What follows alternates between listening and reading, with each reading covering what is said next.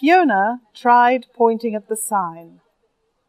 Please don't sing, shout, or wave. It frightens the fish. Rodolfo didn't appear to notice. Tea-tum, tee-tum, tea, secondo, quando, he sang.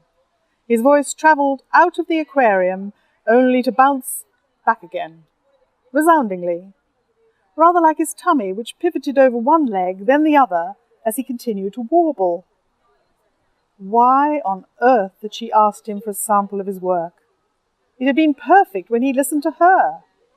Even in the cool blue of the near-deserted aquarium, she was feeling awfully hot and bothered. Quando, pandoissimo, secondo. He was nodding meaningfully at her. Was he expecting her to join in? Was this an aria? A fugue? And what was the opera? It could be Puccini or Verdi or anyone, actually. She tried squeezing his hand to stop him. He seemed to take this as encouragement, and added a trill at full throttle. She lowered her face to be level with his, and shook her head violently. He didn't understand. He smiled right back at her and launched into a throbbing, light-bulb-swinging delivery of "Na-na, tra-la-la-la-la-la-la, Americana," that had all the tanks vibrating dangerously. 2 fish, labelled Mississippi paddlefish, made a dash for cover, their fins glooming like the tail lights of a misty traffic jam. Even the terrapins dived off their rocks and hid in underwater crevices. She decided to take the paddlefish and terrapin route. Mouthing, "Bye-bye, see you later," she ran for the exit. Ears ringing, she stepped outside and gulped in the terrain-cleansed air of the great outdoors. Children, mothers, queues, the normal world. A parrot flashed its colours behind bars. Repeating the tone of a mobile phone, a little boy in battle fatigues tugged at the giraffe balloon still bopping from Fiona's bag. She scowled back. The boy's mother turned, towered over her. The boy grinned. The boy's mother scowled. The voice from within the aquarium carried on soaring. Would he notice she was gone? She rummaged in her bag, extracted the list and a pencil, and scratched out the first 2 candidates. She peered hazily at number 3, fished for some glasses, and gave up the search. Then she tied the giraffe balloon to a location notice board and hurried off in the direction of the pig enclosure and the newly divorced man. While passing the reptile house, she almost fell over the foot of a police officer who had his binoculars trained on something in the distance. Had some animal escaped? She stopped to peer at what he was looking at, and saw the group of green-blazered primary school children in his sights. Pervert, she hurried on. The storm eased. Angie gave her umbrella a shake, rolled it up and looked round to see if she was in the right place. There was a ripping sound in a bush, and she saw him, a large gorilla savaging a corncob. Yes, she was. Minutes passed. The walkway was deserted. If the 3rd candidate didn't turn up, then she'd be perfectly within her rights to pin a polite notice to the railings and go home. She could always meet Fiona in 10 years' time for a more civilized chat and a coffee. The gorilla came closer. Scratch, scratch he went, his eyes closing. He didn't seem to have anyone to talk to, either.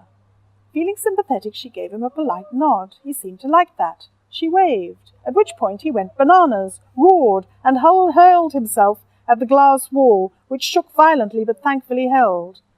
Wouldn't like to get on the wrong side of him now, would you? Fiona jumped, turned to find a man grinning at her.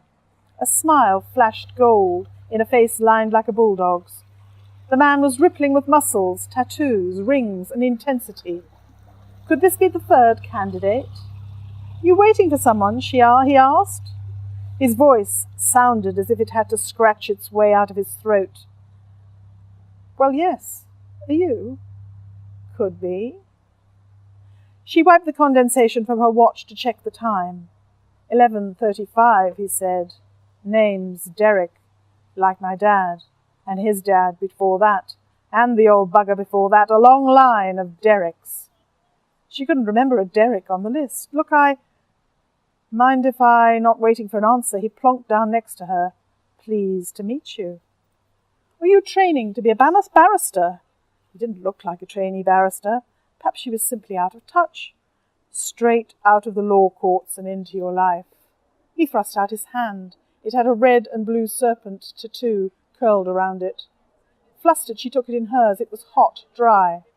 He took a lion bar, what else, from his inside pocket, tipped it into 2 perfect halves and tossed one onto her lap.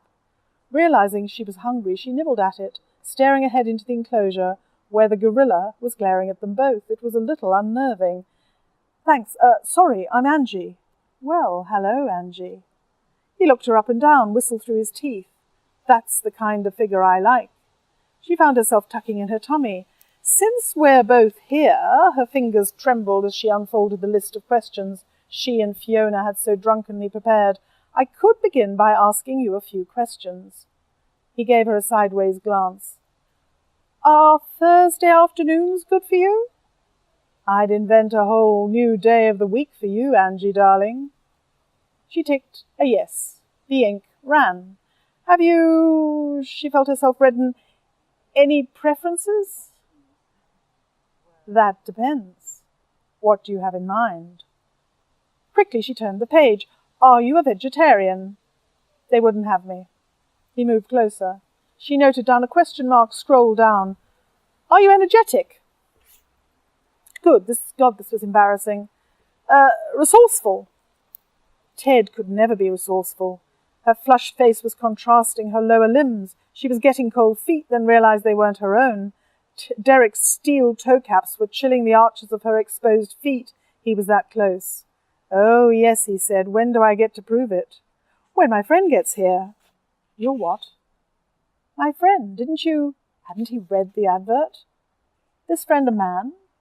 No. You see, we're sharing everything equally. After a pause he said, We are we? His breath was warm, his laughter deep. It had a precision. So we have to agree on everything. I see. What, you mean both? Yes, but she has to agree too. Is she anything like you?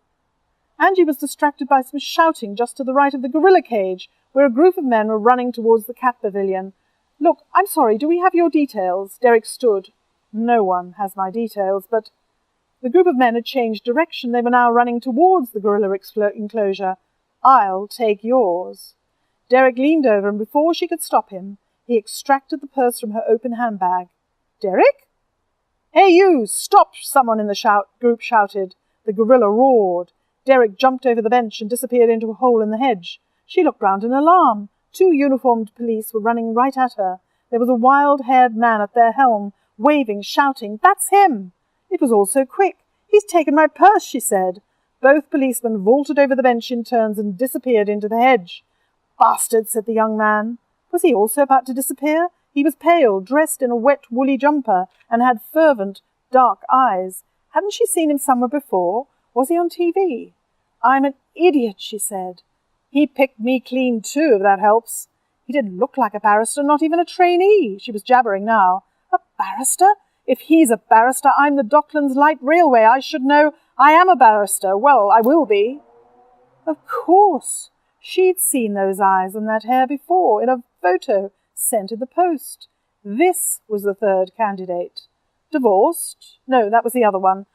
Oh, God, it's you, I'm supposed.